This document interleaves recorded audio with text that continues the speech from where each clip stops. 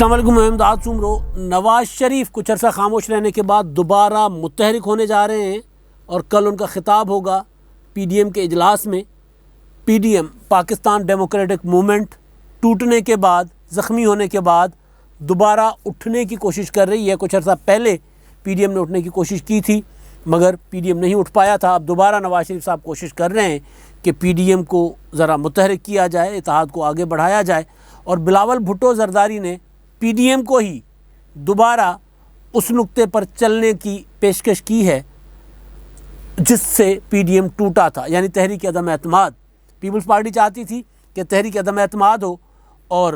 دوسری جماعتیں کہتی تھی کہ نہیں استعفیٰ ہو، مسلم لیگ نون اور مولانا فضل الرحمان صاحب اور دیگر۔ تو پیپلز پارٹی اور اے این پی نے راستے الگ کر دیے اور اب دوبارہ بلاول بھٹو زرداری صاحب نے کہا ہے کہ جناب اگر اپوزیشن یعنی پی ڈی ایم، اپوزیشن کی دیگر جماعتیں یعنی پی ڈی ایم یعنی مولانا فضل الرحمان یعنی نواز شریف صاحب اگر چاہتے ہیں کہ اس حکومت کو گھر بھیجا جائے تو راستہ وہی ہے جو ہم نے بتایا تھا، جمہوری راستہ تحریک عدم اعتماد کا۔ ہم آج بھی تیار ہیں، آئیں اور اس حکومت کو گراتے ہیں، تحریک عدم اعتماد لے کر آتے ہیں۔ تو تحریک عدم اعتماد عثمان بزدار سے شروع کرے اور عمران خان تک چلے، لیکن عثمان بزدار صاحب پی ڈی ایم پر بعد میں پہلے عثمان بزدار صاحب نے جادو کیا۔ وہ جادوگر عثمان بزدار صاحب کو اب گرانا، ان کے خلاف تحریک عدم اعتماد چلانا اب مجھے ممکن نہیں لگ رہا، کیونکہ عثمان بزدار صاحب نے جو کام کر دیا ہے، جس کے وہ ڈھنڈورے پیٹے جا رہے ہیں، جس کا پروپیگنڈا کیا جا رہا ہے،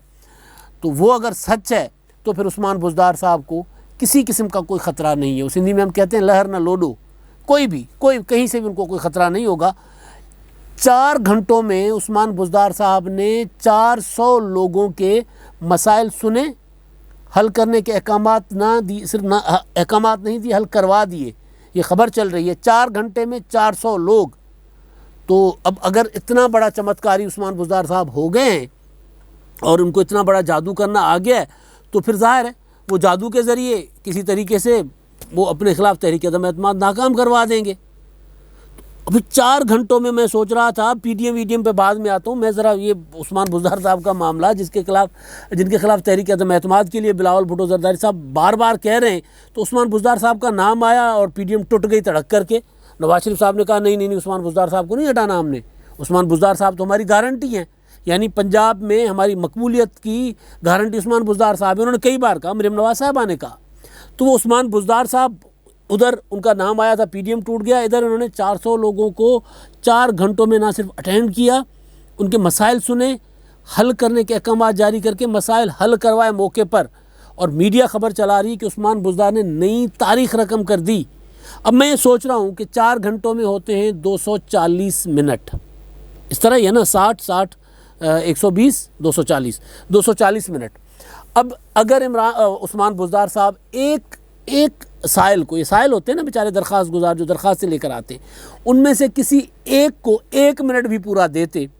تو بھی 240 سے اوپر نہیں جا سکتے تھے۔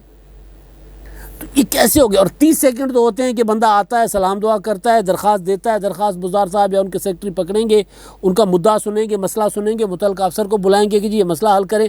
تو یہ 1 منٹ کا کام تو نہیں، 30 سیکنڈ کا کام تو نہیں، یعنی 30 سیکنڈ جو ریکارڈ بنایا گیا ہے۔ اب میں سوچ رہا ہوں کہ میں بذات خود میں ایک درخواست بھیج دوں Guinness book of world record کو کہ جناب ہمارے عثمان بزدار صاحب جو ہے نا ٹائم کی سپیڈ سے آگے چلے گئے ہیں۔ عمران خان صاحب نے کہا تھا نا کیا وہ سپیڈ کی لائٹ کی سپیڈ کی لائٹ سے تیز، الٹا کہتے ہوتے ہیں ہمیشہ، تو ٹائم کی سپیڈ سے تیز چلنے والے عثمان بزدار صاحب کا نام Guinness book of world record میں درج کیا جائے۔ ویسے خیر یہ 400 منٹ تو کوئی چیز نہیں ہے۔ عمران خان صاحب نے پچھلے دنوں میں سن رہا تھا کہ انڈیا کی آبادی انہوں نے کر دی تھی 1 ارب 300 کروڑ، 1 ارب 300 کروڑ، یعنی آپ سوچیں کہ آدھی دنیا کی آبادی ہوگی، تقریباً یہ ہو گئے 4 ارب ہو گئے، 300 کروڑ ہو گئے 3 ارب، 1 ارب اور 4 ارب انڈیا کی آبادی کر دی تھی۔ تو 4 کا ہندسہ ہے یہاں پر بھی، پھر وہی معاملہ ہوگا کہ جناب ہم اس طرح کی باتیں کرتے ہیں۔ تو عثمان بزدار صاحب ہو گئے جادوگر، تو وہ یوں جادو کے ساتھ مسائل حل کرتے ہیں۔ تو اب ان کو نمٹنے کے لیے دوبارہ پی ڈی ایم کو نئے سرے سے جنم لینا پڑے گا۔ بلاول بھٹو زرداری صاحب کو میرا خیال ہے پتہ نہیں ہے عثمان بزدار کی وہ جو ہوتی ہے ان کے گنوں کا جس طرح کی وہ ان کو اپنے آپ کو بچانے کے طریقے آتے ہیں۔ ظاہر ہے یہ مطلب جادو تو میں اس طرح کے جادو کی بات نہیں کر رہا، کیونکہ عثمان بزدار صاحب کا جب جب نام آیا تب تب مسلم لیگ نون یوں 10 قدم پیچھے ہٹ گئی. تو پھر اب بلاول بھٹو زرداری صاحب پھر کہہ رہے ہیں کہ جناب عثمان بزدار صاحب کو کے خلاف تحریک عدم اعتماد لے آئیں، تو وہ تو عثمان بزدار صاحب نے تو مزید کچھ سیکھ لیا ہے. یعنی مطلب ایک منٹ میں 3 لوگوں کو اٹینڈ کرنا، ان کے مسائل حل کرنا، تو یہ عثمان بزدار صاحب ہی کر سکتے ہیں. تو ان عثمان بزدار صاحب کے خلاف بہرحال تحریک عدم اعتماد کا بلاول بھٹو زرداری صاحب نے کہا ہے. اب دیکھتے ہیں کہ کل جو پی ڈی ایم کا اجلاس ہے، ظاہر ہے جو بڑے عرصے کے بعد ہو رہا ہے، اور نواز شریف صاحب کا مولانا فضل الرحمان صاحب کے ساتھ جو ہوگا آمنا سامنا سے مراد کہلو آئے، حال چال پوچھیں گے ایک دوسرے کے ساتھ، ایک میٹنگ میں بیٹھیں گے. وہ پی ڈی ایم کے یہ 3 ماہ کے بعد، یعنی ان کا 3 ماہ سے کوئی رابطہ نہیں ہے نواز شریف صاحب کا اور مولانا فضل الرحمان صاحب کا. اور مجھے تو مولانا صاحب کے میں نے 1-2 بار پہلے بھی گزارش کی تھی کہ مولانا صاحب کو گلائے بہت ہیں کہ آپ لوگ پتہ نہیں کدھر چھپ گئے ہیں، آپ لوگ کبھی بیان اپنا ادھر کر دیتے کبھی ادھر کر دیتے. اور مولانا فضل الرحمان صاحب پھر ظاہر انہوں نے تو اپنی سیاست کرنی ہے. تو میں نے پیچھے جو 2-4 ویلاگس میں گزارش کی تھی کہ مولانا صاحب نے پھر ظاہر ہے پھر وہ اپنے جلسے شروع کر دیے، انہوں نے اپنا ایک شیڈیول دے دیا تھا. اب کل کے اجلاس میں نواز شریف صاحب کے متعلق اطلاعات ہے کہ نواز شریف صاحب کیونکہ مسلم لیگ نون کو بیانیے کے بحران کی وجہ سے، بیانیے کی کنفیوژن کی وجہ سے، کرنا کیا ہے، جانا کدھر ہے، میں کیڑے پاسے جاواں، میں منجی کتے ڈاواں والے جو پوزیشن ہے نا، اس کی وجہ سے مسلم لیگ نون کو ہو رہا تھا نقصان. مسلم لیگ نون کے اندر سے سوال اٹھنا شروع ہو گئے تھے کہ ہم نے جانا کہاں ہے بھائی، ہم نے سیاست کرنی بھی ہے کہ نہیں کرنی، ہم نے مریم نواز صاحبہ کے پیچھے رہنا ہے، ہم نے شہباز شریف صاحب کے پیچھے رہنا ہے، ہم نے میاں نواز شریف صاحب کی بات سننی ہے، ہم نے شہباز شریف صاحب کی بات سننی ہے. شاہد خاقان عباسی صاحب کس کی نمائندگی کر رہے ہیں، نواز شریف صاحب کون سی جماعت کے صدر ہیں، مسلم لیگ نون کے ہی صدر ہیں نا کہ نہیں ہیں. یہ سارا مسلم لیگ نون کے اندر ایک بحث تھی نا. میڈیا پر ہمارے جیسے لوگ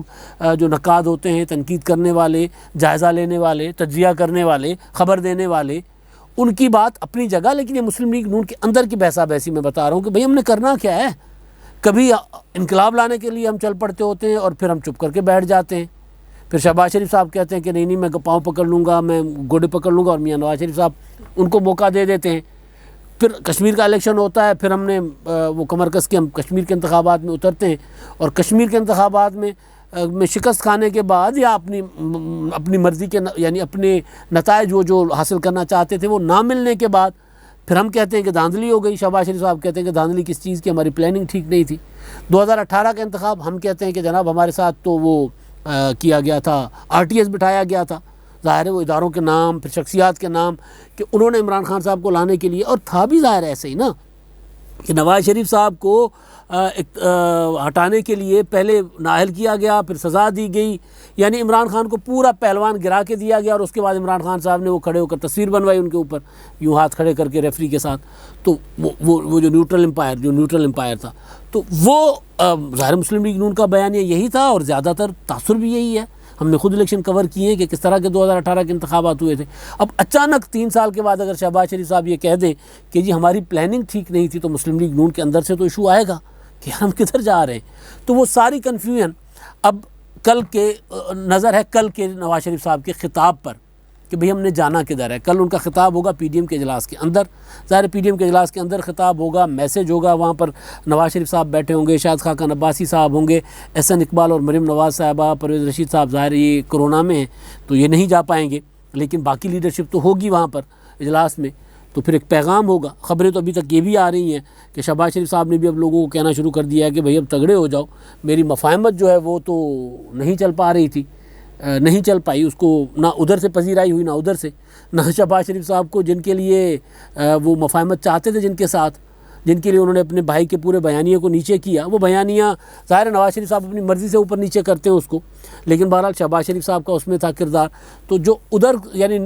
درمیان میں شہباز شریف تھے نا، کبھی نواز شریف سے بات کرنی، ادھر بات کرنی دوسروں کے ساتھ، جو چاہتے ہیں کہ جناب آپ ذرا اپنی لو رکھیں، اپنی جو شعلہ بیانی ہے اس کو ذرا اس پہ ذرا پانی شانی ڈالے تو پھر بات ہوگی. تو پانی شانی کیا، شہباز شریف صاحب پورا برف خانہ ڈلوا دیتے اس کے اوپر، لیکن اس کے باوجود بھی پھر وہ جو چاہتے ہیں وہ نہیں ہوتا. تو میرا خیال ہے شہباز شریف صاحب کو جو نواز شریف صاحب کا ٹویٹ تھا شہباز شریف صاحب کے انٹرویو کے بعد سلیم صافی کے، اور وہ جو سلمان غنی کو انٹرویو تھا جس میں انہوں نے کہا تھا کہ ہماری تیاری پوری نہیں تھی، اور نواز شریف صاحب نے کہا کہ 2-4-5 نشستوں کا معاملہ نہیں ہے، یہ بیانیہ ہے، سویلین سپرمیسی کا بیانیہ ہے، آئین کی خلاف ورزی کرنے والوں کے خلاف جد و جہد کا بیانیہ ہے، تو وہ تو چلے گا. اور 2-4 نشستوں کی بات نہیں. ظاہر ہے نواز شریف نے صاحب نے شہباز شریف صاحب کو بتا دیا تھا کہ بھائی یہ مفاہمت کرنی ہے تو کریں, لیکن اس طرح کی باتیں